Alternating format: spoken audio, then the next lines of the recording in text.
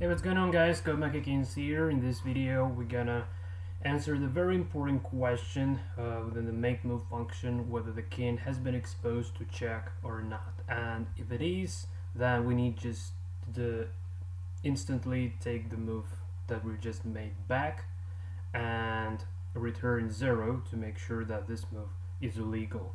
Otherwise we just will return 1 from the makeMove function, so that would mean that the move is legal and it deserves the right to be made on the board. So without further ado, let's actually go for implementing this stuff. And right over in here, the very next thing to consider, actually, before we go for our check detection, I just want to change the site, and this is absolutely essential part. So in order to change the site, assuming that we have defined our white color to move, so white side to move as 0 and black as 1, it's literally enough to say side equals side bitwise OR with 1, which would be switching the bit from 1 to 0 back and forth. And the shortcut for this would be to say simply like this. So this might be slightly confusing for those of you who's not familiar with the bitwise operations. So let me just try to invoke my Python directive shell in order to show, in order to demonstrate you all of this, how to apply this, how it works. So let's imagine the side variable is equal to 0, and I would just say side XORed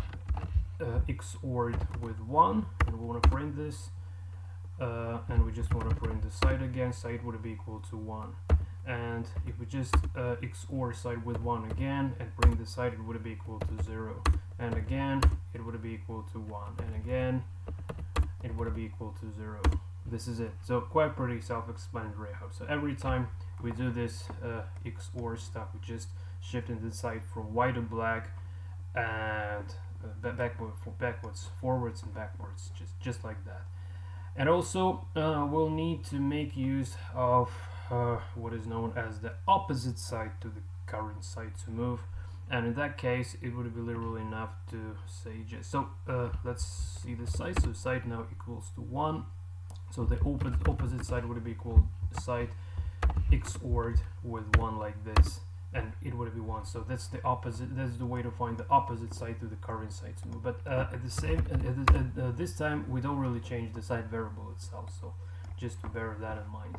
Well, okay, I hope this is quite pretty clear. So I can now close my Python interactive shell and open the terminal in the current working directory. And in order to compile and run this code, I just want to type make, and if it compiles and runs, the binary executable called chess hexadecimal 88 will be produced by the compiler, so I want to run that. Okay, so we got some output from the previous video. I don't really remember what exactly we have here. Oh yeah, we were updating the castling right. So let me just try to update this tricky position to bring it to its original state. Paste, save. I'm wondering if we really want to make some moves now. Yeah, we do want to make some moves, but so okay, what are we supposed to be? Yeah, we definitely want to make some moves, but not canceling really. So what we can actually do this. We can still move this kind of rook. Oh, it's not a rook move. So let's move our rook. Well, as far as white pieces to move, let's move the A1 rook to B1. Save. And also the side should be changed now. So yeah. Okay. So we have this rook on A1 right here, and then we just move in the rook, and what has changed? So the side has changed from white to black, as expected. Also, we just did lose our queen side castling right for the white king. Okay, and yeah, this is kind of it. And then we just get everything restored after the take back code has fired. Okay, so now it's time to do this logic that I've been talking about in the very beginning of this video. So let's say take move back if king is under the check, like this. So if, and here I need to provide an expression that would be answering the exact question whether our king is exposed to check or not. So in order to do this, I would be using the is square attacked function. Okay, so I can say is square attacked, and remember that the is square attacked function takes two arguments. So the first one is the square that needs to be the square that is under attack potentially, yeah. So, and the second argument would be the side that this square is attacked by. And I will start with the second argument. So the second argument would be exactly what I've been talking about. So we need the opposite side here. Okay, so say white did move, okay, and we just changed the side. So now we're looking for, okay, just hold on a second, guys. I really need to check this if I didn't make a mistake. Just hold on a sec, please.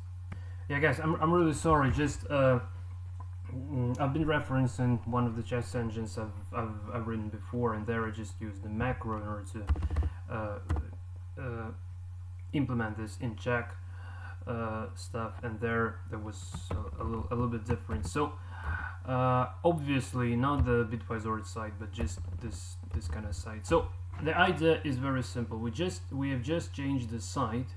Okay, so we did move, say, white piece, and then we changed the side. So now the side is black, and we need to find the square where our king actually is available at. So I say if not side, so which means that if, and the ternary operator here,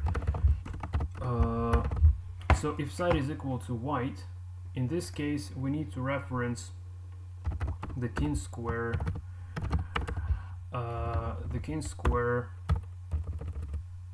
and as far as we've already changed our side to black, and we need to reference the king square of the white king, here we need to say side bitwise ordered with 1. Okay, and I guess we don't even need this parenthesis yet, just to get the square. And otherwise king square well, actually the same, yeah, side bitwise ordered with 1, regardless of what side, yeah, is that now. Well, at least I really hope this is gonna work. Definitely we're gonna be checking this out because before we proceed, basically. So again, so is square attack, it takes the square, and also it takes the side to attack. Yeah, so the king square, for the king square we need to bitwise or side with 1 to get the king square, not for the king of the currently of the change side, but the side that was before we did change the side. Okay, and oh my god. so if this returns true, actually, so if square attack, so assume it returns true, in this case we need to take our move back or restore the bird position. So this code literally, so just grab this and paste right over in here, and also we need to return 0, which means that we simply return illegal move. Okay, well, just say like illegal move. Okay, and else, so in other cases we just want to return true, which means this is the legal move. So this is how exactly we distinguish the legal and illegal moves, by checking if the king has been exposed into a check by the side, by the opposite side basically. So this is kind of it. Now I just need to uncommand this stuff, restoring the board position, and well, let me just try to compile and run this to make sure it still works. I really hope so. Okay, is square attacked, implicit declaration. Oh, probably I just spelled this function's name wrong, so let me just try. Is square attacked copy, probably some sort of a typo there. So attacked, double T, obviously, yeah. So now this should work. No warnings. Yeah, perfect. So the moment of truth is about to come quite pretty soon, so now we need to alter position so that we can keep so that we can track the return value of our move that we've just made. So here, well, we're still kind of making this. So here we kind of making move anyway, but actually we need to make move only in case if it doesn't really expose your king into check.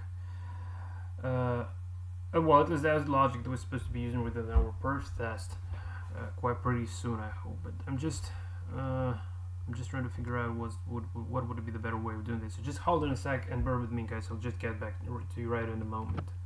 Well, probably we'll leave the if condition, if move is legal or not, for the perf test, because there would be slightly bit different logic. And here, I think I would be satisfied with simply printing the return value of this make move function. And probably I can even do this just right over in here. So if you just say like printf, so the make move function will still fire anyway, which is really good. And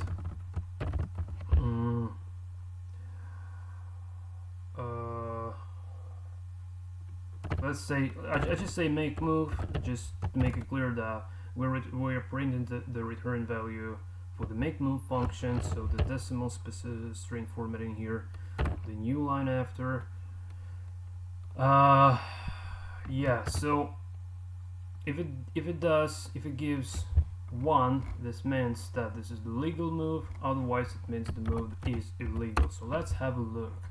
So we have this make move and it equals to 1, and this seems to be the legal move, so it regards to the following move here. So this move is legal because white king is not getting exposed into check after. But I guess if we just try to replace this sort of a bishop with a black bishop instead of a white one, whatever move, like, well, not whatever move, but whatever move, but not putting the king away out of this check would be considered as illegal, because king would still be exposed into a check. So I just want to replace this white bishop with a black bishop instead.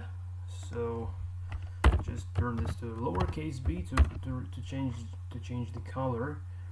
And okay, perfect. Yeah. So now we got this make move returning 0 because we did find our king square, and also the e square attack function returned true. So this king is under attack, and that's the reason why we just need to take the move back and just so yeah, we did even so here, yeah, that's right, we didn't actually so we still have the same position because it has taken back or no, this is right. This is so yeah, the rook has been taken back, but this happens here. Okay, so I just want to show you one little more trick. So you see, like, if the move is legal, the position is restored right over in this block. But now if I just, so I just want to show you two possibilities here. So let's draw, okay, so from the beginning again. So if we have this bishop still like white piece, save. So we got our position being restored. Here we got this rook getting moved, and the make move returns true, which means the move is legal. Okay, perfect, pretty clear, I hope. Now we just comment this section out. The position won't be restored. It would be just in the same state as it was after making a move, right? But if we just now change this bishop to black piece, the restore code from here should fire, and that means that the position would be restored right over in here. And again, like here we'll see the restored position. Well, at least in theory, I hope so. So let's check this out. Yeah, perfect. You see, like this take back was done by the make move function instead, based on the condition that the king has been exposed to check. So that's the reason we actually can't really do that move. Just take it back, return that the move is illegal, and then within the perf test we will just be continuing. We will use the continuing keyword in order to continue the loop, basically. So just skipping this options for so just skipping calculating the variations for the moves that are not legal. So just to cut off the illegal branches from our move generator,